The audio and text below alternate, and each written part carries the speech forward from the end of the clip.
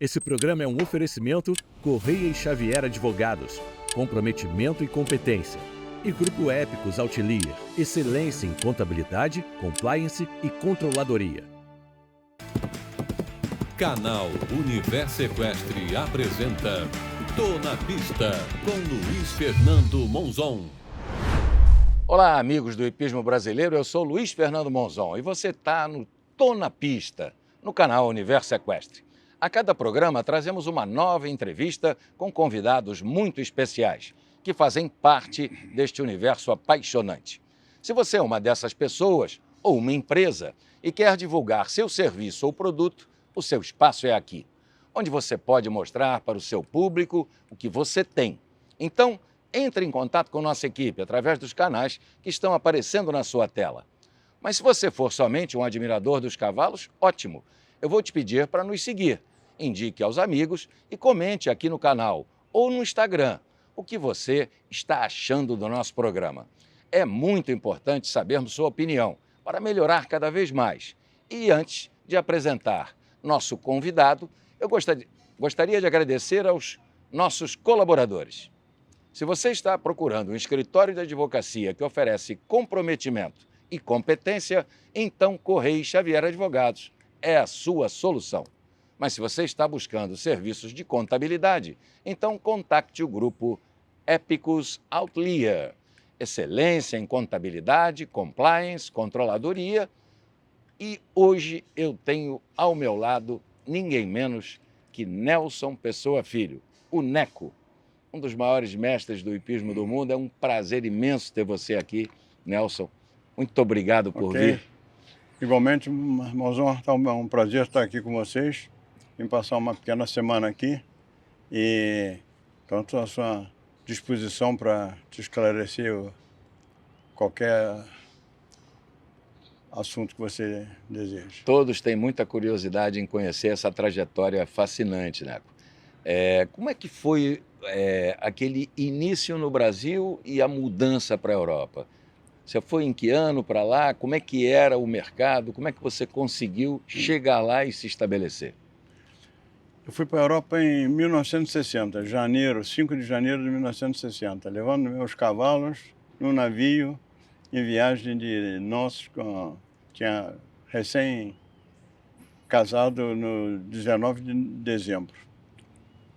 Eu aqui praticava a equitação, cheguei no nível da nossa equipe nacional, que na época era toda composta de militares. Sim.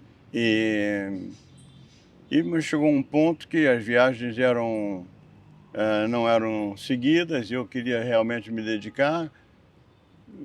Testei aquela vida de cavaleiro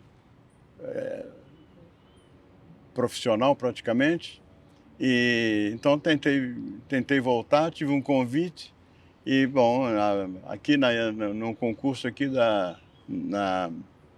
aqui na Hípica, uma senhora francesa que estava de volta ao Brasil, que estava de volta à Europa, conversando com ela, ela falou: não, estou voltando para a Europa e precisava de alguém para me ajudar. Ela não terminou a frase, eu falei: nós já estamos lá. Como era o nome dela? Janute Solefebvre? Não, era Arline Givaudan. Arline Givaudan. Ela montava bem a cavalo, etc. Mas era... bom, eu estava noivo na época, aceleramos o noivado, me casei. Isso foi em setembro aqui. Certo. Aí nem fui às Olimpíadas de Roma, onde estava seu pai e toda a equipe militar. Foi a última equipe totalmente militar. Então me preparei para a viagem e fomos embora. Cavalo dentro do navio, desembarcamos na Itália, Gênova, e fui para Geneve. Esse navio era da L. Figueiredo, dos amigos Figueiredo aqui? Não, era da Lloyd Brasileiro. Lloyd Brasileiro. Eu acho que não existe mais. Acho que não, nem a L. Figueiredo também. E então ali me instalei e isso chegamos lá no 20 de janeiro. Pleno inverno. E já em março já estava participando dos concursos, os cavalos que foram daqui, todos os cavalos brasileiros. Além do Grangeste, quem foi? Grangeste, Ouro Fino, Ouro Fino, os dois outros não me lembro o nome. Era aquele puro sangue? Não, era... não Daqui a pouco o nome vem. Não eram tão importantes. E aí, bom, comecei a competir. Eu ajudava essa senhora, Arline, que montava bem também, que tinha bons cavalos, etc. E essa aventura na Suíça durou 8 anos. Ela parou de montar alguns anos depois, mas eu continuei com esses cavalos que foram daqui até a idade onde eles foram retirados e Sim.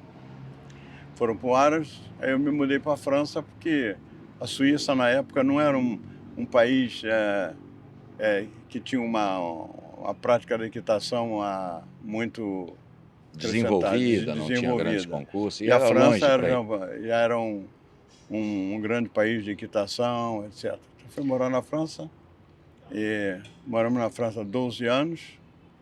E depois, com a continuidade de viagens, etc., preferi morar em Bruxelas. Rodrigo tinha nascido em 72, já estava com idade de frequentar a escola, etc. E Chantilly, onde nós morávamos na França, era tudo muito afastado. Afastado de Paris. Então fomos morar em Bruxelas, assim ele pôde começar a montar. Ele tinha 8 anos na época. Sim. Começar a montar e estudar, era prático, porque Bruxelas é uma cidade pequena, tem 1 milhão de habitantes. Sim. E então ele pôde desenvolver essa amor pelos cavalos, etc. E, bom, e aos 14 anos, vimos que ele teria um grande futuro, que tinha muito talento, que ele podia montar a cavalo, então caiu perfeito, que ele continuou a estudar. Ele estudava na escola americana, montava a cavalo, que nossa cocheira era a meia hora do centro de Bruxelas. Certo. Então ele se desenvolveu e já com 17 anos já montou na primeira Olimpíada em Barcelona. Barcelona 92. Barcelona 92 e bom, e aí seguimos a carreira até que realmente ele definitivamente aderiu à possibilidade e ao métier de cavaleiro, etc. Eu, na época, depois também passei a arranjar um sponsor, me tornei profissional, porque você tendo um sponsor, você é obrigado na época, Jogos Olímpicos, não competições poderia. Eram vedado ao profissional participar. Ao profissionalismo. Mas já compensava para mim, etc. Já tinha feito 2, 3 Olimpíadas. 64, 68 você estava no México? Estava em 68, 72 em Munique também. Aí em 74 eu adotei o regime profissional, certo, com a Moët & Chandon, e ficamos 17 anos com eles, até que a lei, saiu uma lei na França que proibido a publicidade com bebida alcoólica e cigarros. Bom, então tivemos que encontrar outros sponsors, etc., mas eu já estava caminhado. E, aliás, já 1 ano depois que eu passei profissional, todos os cavaleiros passaram profissionais, e o Comitê Olímpico abriu as Olimpíadas ao profissionalismo, porque senão ela teria terminado. É verdade. Onde foi o Dream Team, a famosa Olimpíada, etc. Então, acabou essa palavra amadorismo e terminou. Certo. O amadorismo ficou uma palavra pejorativa, quer dizer, uma pessoa... O amador é o que não leva a sério. O que não monta bem. E que também não é verdade, porque a pessoa pode ser amador, ter uma outra profissão e montar cavalo bem. Não num nível elevado, claro, porque você precisa de uma dedicação a 100%. Mas, bom, e o esporte aí se desenvolveu de uma maneira incrível. A equitação, hoje em dia, é um dos esportes mais cotados da Olimpíada. Primeiro grande prêmio ganho na Europa foi Grand Geste. Foi o Grand Geste, cavalo brasileiro do Paraná. Sim. Criado e... Tordilinho de que altura, né? Ele não era um cavalo muito pequeno, não. Ele tinha um 65. Bom para época. Mas com o regime na Europa, etc., ele se desenvolveu. Era um cavalo militar, montado pelo Coronel Alcides, que era o comandante, que deve ser general, e que fazia uma carga de cavalaria no Sim. aniversário do regimento no Grangés, quer dizer, deixou ele com um temperamento bem... Bem para frente. Bem para frente. E aí... Ele foi o cavalo de Tóquio 64? Ele foi o cavalo de Tóquio 64, que eu fiquei em 5º lugar. Perfeito. Se eu tivesse uma assistência, um coach, etc., estava sozinho, jovem ainda, com o meu tratador, o cavalo, perdido em Tóquio, lá no meio da Olimpíada. Então, jogamos um pouco de falta fora. E na época, as Olimpíadas eram um pouco diferentes de hoje em dia. As instalações não eram iguais, não eram ideais para a competição. A pista do último dia era o gramado do estádio. Era o próprio estádio, entendeu? Exato. Em Tóquio choveu a noite inteira, o terreno estava profundo, então o resultado, tecnicamente, não foi dos melhores. Hoje em dia, o estádio é construído para os cavalos, o piso moderno, é ideal, claro. Os cavalos vivem ao lado, etc. Então, é uma outra... O esporte evoluiu de uma maneira incrível. Então, lá foi o bicampeonato individual do Doriolá, o único que conseguiu o bi até hoje. Exatamente, era o único cavaleiro que... Há pouco tempo ouvimos isso e vamos ver se o nosso Rodrigo consegue. Consegue. Está na hora da gente tentar um bi. Ainda tem um pouquinho de tempo ainda. Sim, com certeza. Você teve uma vida muito longeva no cavalo. Você chegou a ganhar o Derby de Hamburgo 7 vezes, é isso? Eu ganhei, 7 vezes. E a última vez quando você ganhou? Eu ganhei uma das minhas últimas provas foi o Derby de Rickstedt, que eu ganhei 3 vezes. Certo. Mas eu já tinha 62 anos, né? 62. Já tinha anos. E na época eu estava em recuperação de um problema que eu tinha tido de coração. Sim, eu lembro. E montava com relógio. Sim. E foi a minha primeira prova, nós tínhamos retornado da Olimpíada de Atlanta, 94. 96. Foi em agosto, 15 dias depois, eu ainda consultei Não, já tinha tido cirurgia antes de ir para Atlanta. Ainda consultei um médico e falei, olha, tem uma competição a fazer, ele tinha me dado autorização de montar, mas sem esforço grande, com muita intensidade, etc. E eu consultei a ele, ele falou, bom, você tem um relógio, você tem que chegar a tantos batimentos.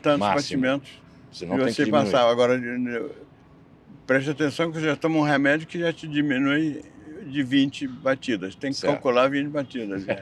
E eu falei, bom, é um derby, leva 3 minutos e são 24... São 20 obstáculos, etc. A prova fisicamente, mas empenhativa no cavalo, 1.200 metros, etc. Mas tudo correu bem. Meu cavalo é um cavalo especialista em derby, então foi um passeio, foi uma beleza. Não chegou nem no... E aí já praticamente eu montei mais um pouco, montei num campeonato mundial com o Rodrigo, em 98, quando o Rodrigo ganhou. Em Roma. Nós ficamos em 5º lugar, nossa equipe. O André Johan Pita, Rodrigo, eu. E aí eu terminei, passei todos os cavalos para o Rodrigo, etc. Perfeito. Que eu já estava um pouco antigo, já 40 anos. Indo ao limite. 40 temporadas, etc. Então já... E o Rodrigo seguiu essa carreira. Muito bacana.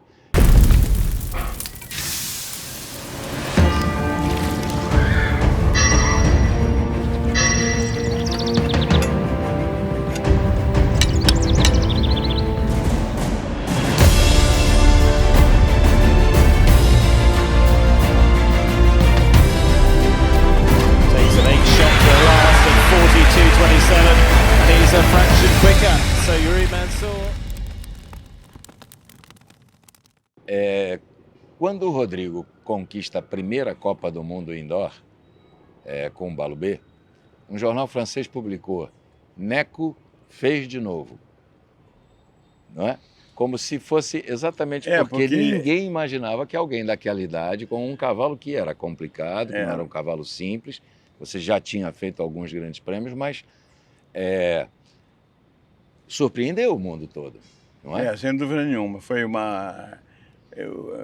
enfim, não uma surpresa que ele, quando participou, é porque ele tinha uma possibilidade de ganhar, mas ele estava muito jovem, estava começando a montar o cavalo, e foi um conjunto que se formou Muito rápido. rapidamente. Então eu tinha a minha assistência dos dois, porque eu formei os dois. Exato. Então conhecia. E aí então ele teve uma carreira brilhante, que ele ganhou três Copas do Mundo consecutivas.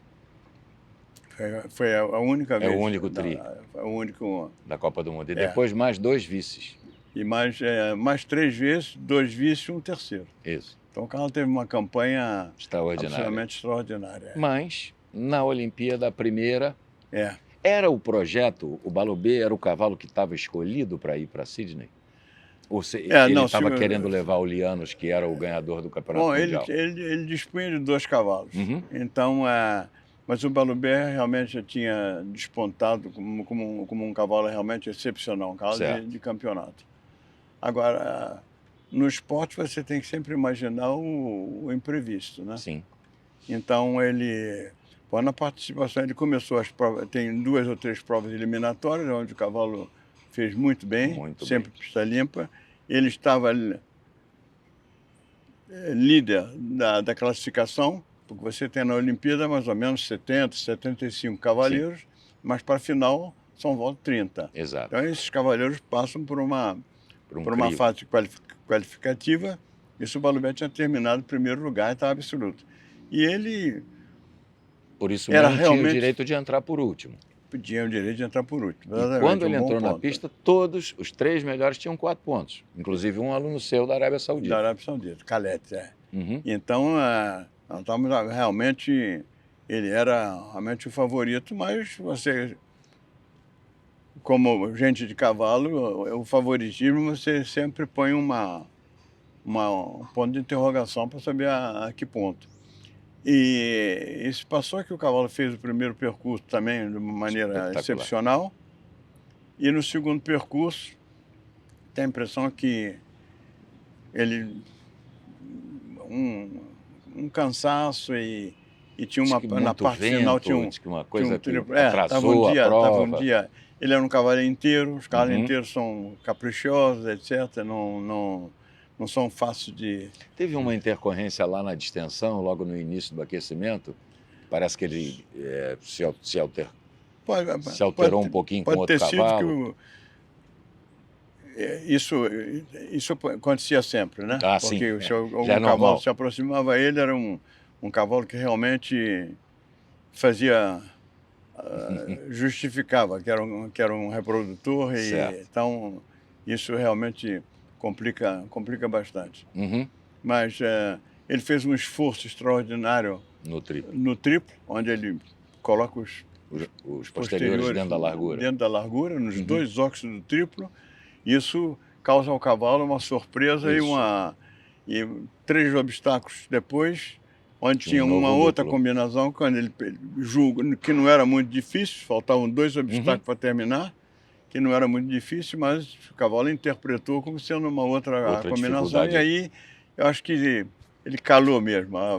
Teve Perdeu uma a vontade, estafa, é. perdeu a vontade e já não sentia mais nada. Ele parou 3 vezes, e que era um cavalo que também, pelo temperamento dele, Rodrigo não montava nem com chicote, Isso. nem com espora. Você Uhum. leva no cavalo uma espora pequena, mas que sempre te ajuda um pouco a avivar o Caso cavalo, necessário. etc. Impõe uma disciplina. Então, aquele ali era uma equitação contando com a vontade do cavalo, totalmente colocando ao cavalo toda a responsabilidade do papel dele. Isso. Então, porque eu não posso obrigar você a fazer. Então, nessa hora, eu tenho a impressão Durante- que ele teve um momento de cansaço, Certo. e aí parou completamente, desligou. Ele desligou o Uhum. motor. Isso. Desligou o motor, faltou gasolina. Durante esses 4 anos, de 2000 a 2004, até Atenas, toda a imprensa brasileira dizia, quando um time de futebol começava jogando muito bem e daí fracassava, esse time é Balubê. Esse time é Balubê. E eu tinha que ouvir isso, né? Exatamente. Esse time é Balubê. É. Não vai. O que a gente chamava no esporte de cavalo paraguaio, né? Aham. Não, cavalo paraguaio, larga lá na frente, abre 3 corpos, daqui a pouco entra na reta, Entra acabou. na reta e acaba. E eles começaram a chamar de Balubê. E É. você imagina a minha raiva, né? Como comentarista do esporte, toda hora. Passando nessa época, a gente passava o Global Champions Tour, praticamente todas as Aham. etapas. E toda hora alguém falava do Balubê. Eu digo, ah, meu Deus, o Balubê. Bom, chegamos a Atenas 2004. É. Foi uma situação completamente diferente. Mas que poderia se repetir. Sim. Porque ele continua, como ele era um cavalo de muita qualidade, nós decidimos conservar inteiro, Uhum. reprodutor. Então, o caráter dele estava sempre lá. Sempre ativo. E depois a recuperação depois da Olimpíada, voltar depois de Tóquio, não, depois de Sydney, Sydney, 2000. de voltar a dar confiança ao cavalo bom, e trabalhando esses anos, houve um momento de desentendimento entre ele e o Rodrigo ficou meio impaciente, ficou um pouco desgostoso, sem confiança. Sim. Né? Mas o cavalo tinha uma grande possibilidade, era uma questão de recuperar a moral dele. Claro. Como um ser humano que sofre um Uhum. atleta que sofre Um revés um qualquer. revés grande, então ele precisa recuperar. Bom, isso foi feito. Aí passaram-se os anos, 2001, 2002, 2003. Ele ganhou confiança, e, entretanto tiveram as Copas do Mundo, Que ele foi muito onde bem. ele foi brilhante. Agora, a competição interna é diferente, então nós E ele se adaptava perguntamos- melhor ao fechado. no fechado, porque ele era um cara com uma personalidade, ele só faltava falar. É verdade E- que na própria cocheira as pessoas falavam baixo quando chegavam perto da baia dele, se pedia para, não ouriça Não, ele ele- não não. atiça ele não. Não, o olhar dele você já Sim. via que era um animal que tinha ele tinha um outro senso, Uhum. senso a mais, Mas, bom, fomos para Atenas com o mesmo cavalo, passaram nas eliminatórias não tão bem quanto o Sydney, Certo. inclusive no primeiro percurso da final, 2 faltas. ele fez 2 faltas. Rodrigo não estava animado a voltar Tinha a muitos saltar. com uma falta e alguns com 0. Ele estava em 26ª posição. Exatamente, 26ª posição. exatamente. Então ele foi um dos primeiros a entrar. Exato. E Porque fez entraram 0. 30 e o percurso estava enorme. Enorme. E o piso ruim. E o piso ruim, Aquela grama inclusive, falhando. era dando uma problema. grama nova, Uhum. tiveram acidentes, Sim. vários cavalos tiveram um problema Lesões, de tendões, inclusive, o de cavalo do tendões, americano. cavalo do americano, etc. Ele vem e faz esse percurso extraordinário. Uhum. Tinha um triplo também, dando costas para a entrada da pista. Certo. O nosso pavor era Um triplo não. não, um triplo. Eu realmente não sabia onde Mas ele fez um percurso absolutamente extraordinário. Aí fomos para a tribuna e ficamos assistindo. E aí ele, de 26º, passou a primeiro. A segunda. A segunda. Isso. Né? É. Passou o irlandês, que estava com a bateria carregada. Luciano Connor, Hã? com um remedinho extra. Remédio extra, então aquele cavalo voou. Exatamente. Era um com cavalo gasolina. extremamente difícil que nesse dia estava super E tranquilo. tinha feito uma péssima Chegada lá. chegada. As provas das eliminatórias antes, várias faltas, 2, 3, 4 faltas, etc. Mas o irlandês falou, ele não tinha, ele sabia que os cavalos passam no teste antidoping, mas para mim a Irlanda não tinha uma boa equipe, Uhum. ele também era jovem, o cavalo não tinha uma possibilidade. Eu acho que Ele ele queria não ser o melhor imaginava o irlandês. resultado. Ele queria ser o melhor irlandês. Exato. E ele sendo o melhor irlandês, não estando dentro dos 3 primeiros, Tava tranquilo. ele poderia evitar o doping, se bem que tem uma possibilidade. Muito remota de pensar em outros. Então aconteceu isso. Aconteceu que ele vai, passa e ganha. Ele Aí, fez um 4, Eu me lembro, eu estava com o 8 Rodrigo na tribuna. não na tribuna, no laboratório Sim. onde fazia o teste Sim. de coisa, e ele estava sentado lá, então eu me lembro dele perfeitamente. E, bom, aconteceu que aí durou Quase muito 2 tempo. anos para tomarem a medalha. Porque houve muito processo, desapareceu A contraprova. a prova B, Uhum. etc. Aconteceu várias coisas que não se sabe de onde veio. Mas finalmente foi... Quando a gente estava transmitindo isso, Neco, e faltavam 7, 8 cavaleiros que a gente imaginava que estavam na medalha, inclusive Nick Skelton, que fez 3 Exatamente. faltas. É. E eu achava que era aquela a chance dele, ela só veio Era. acontecer no Rio de Janeiro bastante tempo depois, e ele se aposentou logo depois. Foi uma vitória espetacular. Eu sempre gostei muito do jeito do Nick Skelton, do problema do acidente, de ter voltado a montar. Uma história bonita também. E na hora que eles passa o último, e ele descobre que ele era o medalhista de ouro, tem uma câmera que pega ele indo em direção à tratadora que estava lá no fundo com o cavalo. Sim. Quando ele dá a notícia para ela faz assim.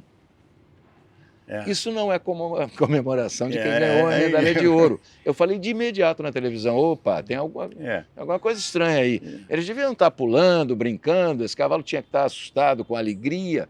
Poxa, o cara ganhou uma medalha de ouro e a tratadora põe a mão na boca. Eu falei, tem boi nessa linha. Mas, por acaso, e depois veio a medalha de ouro que ele recebeu aqui no Rio de Janeiro. Foi muito bacana. Claro que não é igual receber lá no pódio. Mas foi muito eu diria que se fosse possível fazer, eu optaria por isso. Exato. Foi a 500 metros onde nós morávamos, tínhamos passado toda a nossa infância, foi no Forte Copacabana, Exatamente. etc. Podemos dividir isso com todos os amigos, todas as pessoas de cavalos do Brasil, e foi uma segunda emoção. Sem dúvida. E quando a tratadora fez isso, ela deve ter dito, my God! E agora? O que a gente faz? E agora?